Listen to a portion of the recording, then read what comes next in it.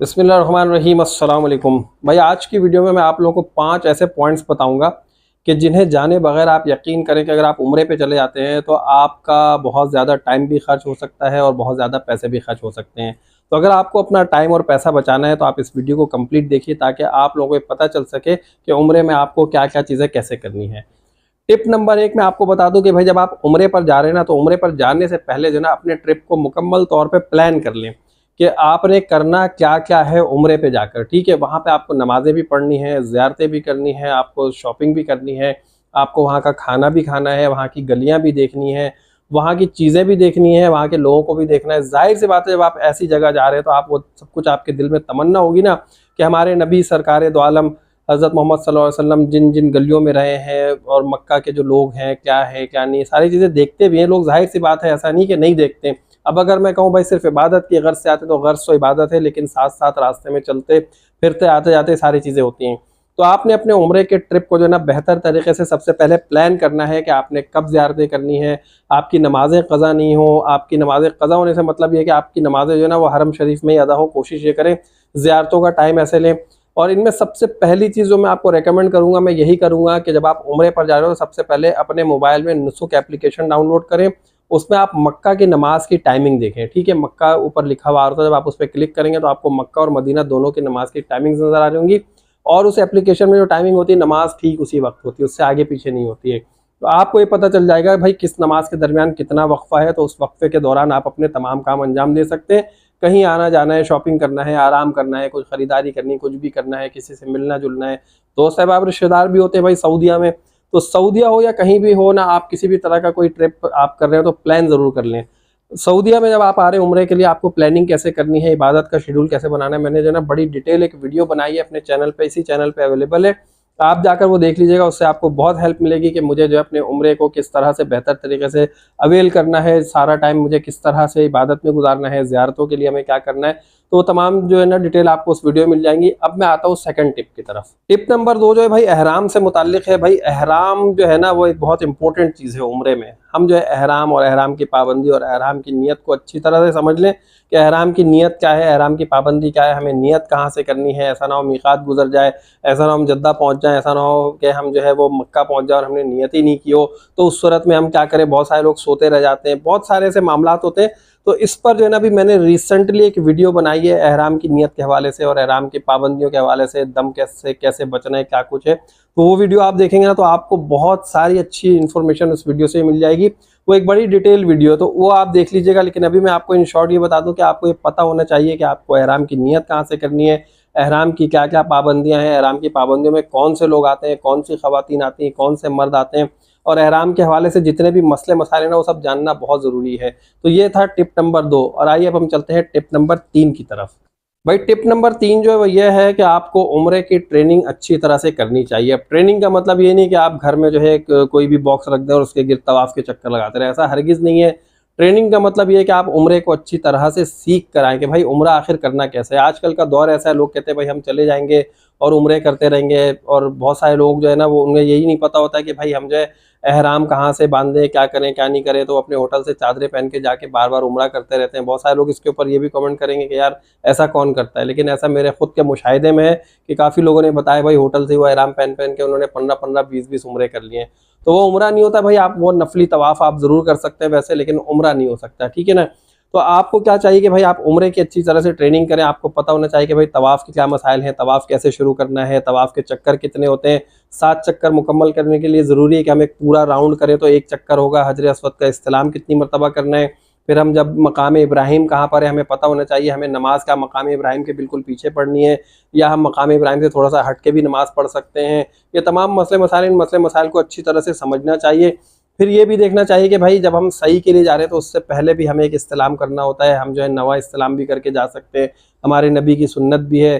फिर जब हम सही में जाते हैं ना तो सही में बहुत सारे हमारे दोस्त अहबाब इस तरह की गलती कर जाते हैं कि भाई वो क्या करते हैं कि वो जो जाते हैं ना सही करने के लिए तो वो ये समझते हैं जिस तरह तवाफ़ के चक्कर होते हैं ना भाई, पूरा एक सर्कल राउंड बनाना होता है, उसके बाद एक चक्कर होता है। तो वो सही में भी इसी तरह करके 14 चक्कर कर लेते हैं, तो वो 14 चक्कर कहलाते हैं, वो 7 चक्कर नहीं कहलाते। जबकि तवाफ़ का चक्कर जो है ना वो पूरा एक सर्कल बनाएँगे ना, हजर अस्वद से शुरू करके वापस घूम के हजर अस्वद पे आएँगे। तो यहाँ पर तवाफ का एक चक्कर पूरा होता है, लेकिन सही का जो एक चक्कर है वो सफ़ा पहाड़ी से आप सीधे मरवा तक चले गए वो एक चक्कर हो जाता है, और मरवा से वापस सफ़ा पर आते हैं ना तो ये दूसरा चक्कर कहलाता है। लेकिन बहुत सारे जो लोग हैं वो इस कन्फ्यूजन का शिकार होते हैं कि भाई वो जो चक्कर है ना जब तक हम पूरा कंप्लीट नहीं करेंगे तो वो एक चक्कर नहीं होता, तो वो 2 चक्कर हो जाते हैं। सफ़ा से मरवा आप पहुंच गए तो एक चक्कर हो गया, मरवा से सफ़ा वापस आ गए तो ये दूसरा चक्कर हो गया। तो इन तमाम चीज़ों को भी समझना बहुत ज़रूरी है। फिर उसके बाद जो है ना हल्क और कसर का मामला होता है, ये हल्क कैसे कराएं, कसर कैसे कराएं, दम ना आए, इसके ऊपर बड़ी डिटेल वीडियोज़ हैं बहुत सारी, मैंने ना बेताशा वीडियोज़ बनाकर अपने चैनल पे अपलोड की हुई हैं। तो हर एक टॉपिक के ऊपर बड़ी डिटेल वीडियोज़ है, आप लोगों को वीडियोज़ देख लीजिएगा, आप लोगों को बड़ी हेल्प मिलेगी। तो हल्क और कसर भी कराएं भाई, किस तरह हल्क कराना है, किस तरह कसर कराना है, ख़वातीन कैसे कसर कराएंगी, जेंट्स हजरात किस तरह से हल्क कराएंगे, हल्क जो है वो कहाँ पर हमें दम वाजिब नहीं होगा, हमें कैसे दम से बचना है भाई, कितने बाल कटवाने चाहिए, एक उम्रे के बाद दूसरा उम्रा कैसे करना चाहिए, हमें जो है अगर दूसरा उम्रा कर रहे हैं तो क्या फिर दोबारा हल्क कराना होगा। ये सारी जो है ना ये सारे मसले मसाइल जो है ना मैंने अपनी वीडियोज़ में तमाम में बता दिया कि भाई आप लोगों को क्या क्या करना है, क्या क्या कराना है। अच्छा, इसके बाद जो है मैं आपको अब आता हूँ चौथे पॉइंट की तरफ कि चौथा पॉइंट क्या है। भाई चौथा पॉइंट जो है ना उम्रे में शॉपिंग करना। भाई उम्रे पे जब आप जा रहे हैं तो आपको शॉपिंग कैसे करनी है, अपने एक्सपेंसेस को कैसे मैनेज करना है। भाई जिस तरह हमारे एशियन कंट्रीज़ के लोग हैं ना, बांग्लादेश के, पाकिस्तान के हैं या हिंदुस्तान इंडिया के जो लोग हैं, अब वो क्या करते हो जब जाते हैं ना तो बहुत ज़्यादा पैसे वहाँ पर नहीं खर्च करते। कुछ लोग होते हैं मालदार होते हैं, वहाँ पर वो खर्च ज़रूर कर रहे होते हैं, लेकिन ऐसा नहीं कि हर कोई जाके बहुत ज़्यादा बेतहाशा खर्च कर रहा होता है। तो अपने एक्सपेंसेस को भी मैनेज करना होता है। मैं यही रेकमेंड करता हूँ हर वीडियो में कि भाई वहाँ पे जो भी एक्सपेंसेस करें ना वो अपनी इबादत की आसानी के लिए करें। आप वहाँ पर इबादत के लिए गए, खरीदारी के लिए नहीं गए। वैसे भी अगर आप सऊदीया की बात करें तो सऊदीया में सिर्फ 2 चीज़ें ऐसी हैं जो उसके वहाँ से आप ला सकते हैं, जो कि आपको पाकिस्तान में बमुश्किल मिलती हैं। वो एक जमजम जो मक्का से मिलती है आपको, और जो मिल जाता है जमजम, और जो मदीने की खजूरें हैं, ये 2 चीज़ें आप वहाँ से ले आएँ। उसके अलावा कौन सी ऐसी चीज़ें जो पाकिस्तान में, इंडिया में, बांग्लादेश में नहीं मिलती, और तमाम चीज़ें मिलती हैं।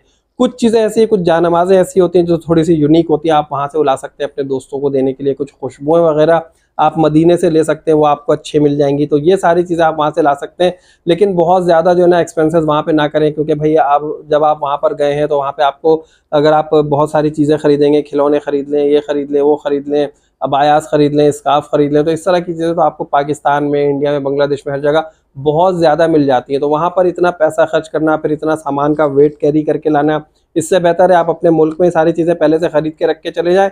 जब वापस आए तो जमजम और खजूर के साथ वो सारी चीज़ें मिलाकर खुशबुएँ दे दें उनको, या कोई जानमाज़ें आप उनके लिए वहाँ से लेकर आए हैं अच्छी सी, तो वो भी आप उन्हें दे सकते हैं। तो ये सारा जो है ना आपने अपने एक्सपेंसेस को इस तरह से मैनेज करना है। बाकी ये कि उम्रे पे कितने एक्सपेंस होते हैं, क्या होता है, क्या नहीं होता है, इस पे भी बड़ी अच्छी वीडियो बनी है। अब आप ये कहेंगे भाई हर बात में वीडियो का हवाला दे रहे हैं, मैं इस वजह से दे रहा हूँ कि आप लोग अगर डिटेल मालूम करना चाहें तो आप वो चैनल पे देख सकते हैं, उसकी मैंने बड़ी अच्छी वीडियो बनाई हुई है। अब हम चलते हैं 5वें पॉइंट की तरफ। 5वां पॉइंट बहुत इंपॉर्टेंट है। इसमें जो है ना आपको बहुत सारे कॉन्टैक्ट्स इकट्ठे करने होंगे। वो कॉन्टैक्ट्स नहीं कि भाई हम वहाँ पे क्या करेंगे। सबसे पहली चीज़ तो आपके पास अपने ट्रैवल एजेंट का कॉन्टैक्ट होना चाहिए, ट्रैवल एजेंट के बाकी जो लोग हैं उनका भी कॉन्टैक्ट होना चाहिए, और कोशिश यही करें कि जब आप किसी होटल में जा रहे हैं तो उस होटल का कॉन्टैक्ट, उसका कार्ड, उसकी तमाम चीज़ें आपके पास होनी चाहिए। अगर पहले से नहीं भी हैं तो बाद में आप ज़रूर ले लें, लेकिन कम से कम जब आप पाकिस्तान से या अपने किसी मुल्क से जा रहे हैं तो आपको अपने ट्रैवल एजेंट से पूछना चाहिए कि हम किस होटल में मक्का में रहेंगे, किस होटल में मदीने में रहेंगे। वो अपने मोबाइल में सारी चीज़ें सेव कर लें।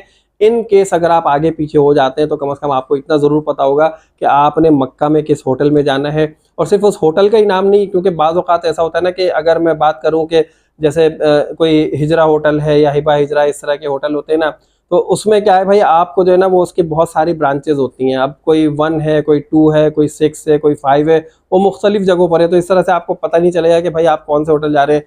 इसी तरह अल मज्द ग्रुप के होटल्स हैं, वो कोई कहीं पर है, कोई कहीं पर है, कोई पीछे है, कोई आगे, तो आप वहाँ से कन्फ्यूज़ आएंगे यार आखिर मुझे जाना किस में था। तो इसी तरह आपने क्या करना है, आपने उस सड़क का नाम, उस रोड का नाम आपने ले लेना है अपने ट्रैवल एजेंट से। आपको खुद आप गूगल कर लें जाने से पहले। आपको उस जगह का नाम पता होना चाहिए कि आप किस रोड पर जा रहे हैं। इब्राहिम अल खलील रोड पर है आपका होटल, या कहाँ पर है, या उसके आसपास कोई और मशहूर होटल कौन से, आपको ये सब कुछ पता होना चाहिए। तो इससे ये होगा कि आप कभी भी जो है ना मिसप्लेस नहीं होंगे। चाहे आप पाकिस्तान से जा रहे हो जद्दा, जद्दा से मक्का, या आप मक्का में कहीं आसपास इधर उधर घूम रहे हो, या हरम शरीफ में, और आप होटल का नाम भूल जाते हैं, तो आपके मोबाइल में सारी चीज़ें होंगी, आप जो है तमाम चीज़ें अपने साथ रख सकते हैं। अगर आपके साथ ज़ईफ़ लोग हैं या बच्चे हैं तो उनके गले में जो है ना होटल का कार्ड ज़रूर हैंग करें। खुदा न खास्ता अगर वो मिसप्लेस हो जाते हैं तो उनके पास जो होटल का कार्ड होगा, उस होटल के कार्ड में सारी डिटेल्स होती है, तो कोई ना कोई उस होटल तक ज़रूर पहुंचा देगा। वो ये तरीका जो है ना बहुत आसानी से लोग वहाँ पे अडॉप्ट कर लेते हैं। तो आप में से भी जो इस तरीके को अडॉप्ट करेगा वो फ़ायदे में रहेगा, उसका कोई नुकसान नहीं होने वाला है। उसके अलावा बहुत सारे कॉन्टैक्ट्स जो है ना आपको वहाँ पे जाके भी मालूम कर लेने चाहिए, यहाँ से भी आप लेकर जा सकते हैं। आप इमरजेंसी कॉन्टैक्ट अपने पास रखें, वहाँ पे जो है आपको मेडिकल अगर चाहिए तो मेडिकल का कहाँ पर है ये आपको पता होना चाहिए। इसी तरह आपको अगर होटल्स वगैरह की कोई शिकायत है कि आपके एजेंट ने आपको जो है कोई अच्छा सा होटल बताया था और अब आपको कहीं दूर ले जाके फेंक दिया है और कोई सस्ता सा होटल आपको दे दिया है और आपके पैसे भी ज़्यादा ले लिए, तो उसकी कंप्लेन करने के लिए भी आपके पास नंबर्स होने चाहिए। वहाँ के जो वजारत हज उम्रा या जो उनके वजारत सैर सियाहत है उसका नंबर होना चाहिए। नुसुक वाले हैं उनका दफ्तर आपको पता होना चाहिए कि कहाँ पर है। अगर नहीं भी पता तो कम से कम आप वहाँ पूछ सकते हैं किसी से। मदीना और मक्का में बहुत सारी जगहों पर जो है ना नुसुक के पॉइंट्स हैं, तो वहाँ पे आप जाके भी कंप्लेन कर सकते हैं। वहाँ पे बल्दिया वाले होते हैं, अगर आपको बल्दिया वालों का नहीं पता, उनकी गाड़ियाँ घूम रही होती हैं, आप उनसे ही पूछ सकते हैं, वो भी आपको बता देंगे। आपको अगर कोई कंप्लेन है, कोई मामला है इस तरह के, तो आप उनसे भी बातचीत कर सकते हैं। तो ये तमाम चीज़ें आपके पास होनी चाहिए। और दूसरी बात मैं आपको बता दूं कि भाई जब आप यहाँ से जा रहे हैं ना, तो फिर अगर एक बंदा जा रहा है, 2-3 लोग जा रहे हैं, तो आपने अपने जो पैसे ना, जो भी रियाल है, वो कोई एक बंदा अपने पास नहीं रखे, लोगों में डिस्ट्रीब्यूट करके दे। कुछ रियाल उनके पास रखवा दें, कुछ उनके पास, कुछ उनके पास, जितने लोग हैं ना सबके पास जो है ना रियाल डिस्ट्रीब्यूट करके रखें। इससे ये होगा कि कोई अगर आगे पीछे भी आता है तो कोई टैक्सी वगैरह करके, कोई गाड़ी करके कहीं ना कहीं पहुंच सकता है। तो ये मामला इस तरह रखें। तो ये सारी टिप्स है भाई। उम्रे पे जाने से पहले आपको जो है ना बहुत सारी चीज़ें ऐसी करनी चाहिए। हो सकता है बहुत सारे दोस्तों को ये वीडियो इतनी यूजफुल ना लगे क्योंकि वो पहले उम्रे पे जा चुके होंगे, लेकिन जो लोग नहीं गए हैं, जिन्हें बिल्कुल भी नहीं पता, उनके लिए ये वीडियो बहुत ज़्यादा यूजफुल है और बहुत ज़्यादा हेल्पफुल भी होगी। इसी तरह की कई और बेशुमार वीडियोस मेरे चैनल पे मौजूद हैं, आप जाएं वो देखें, उम्रा सीखें, उम्रे के मसले मसाइल समझें और जो है ना इन तमाम चीज़ों को बड़े गौर से देखें ताकि आप लोग अपना उम्रा जो है ना अच्छे अच्छे तरीके से अदा करके आ सकें। उम्मीद है आप लोगों को वीडियो पसंद आएगी। अगर आप लोगों को वीडियो अच्छी लगी तो जल्दी से लाइक करें, चैनल को जिन दोस्तों ने सब्सक्राइब नहीं किया सब्सक्राइब कीजिए और नेक्स्ट वीडियो तक के लिए मुझे इजाज़त दीजिए। अल्लाह हाफिज़।